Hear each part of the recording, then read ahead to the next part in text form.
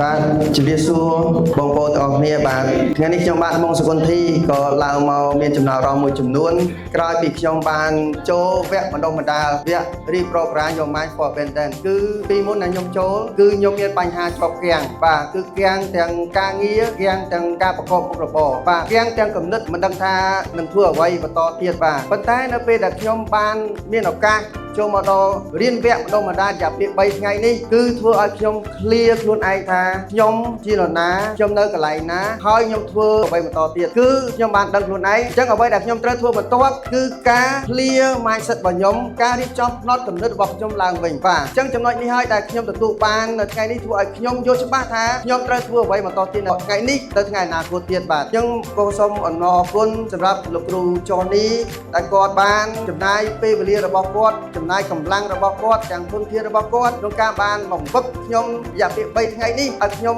អាចឈររឹងមាំត្រឡប់មកវិញហើយខ្ញុំជឿថាខ្ញុំនឹងជោគជ័យជាមួយគាត់នឹងជោគជ័យដើម្បីគ្រួសាររបស់ខ្ញុំជោគជ័យដើម្បីសង្គមជាតិរបស់ខ្ញុំបន្តទៀតផងដែរបាទសូមអរគុណបាទ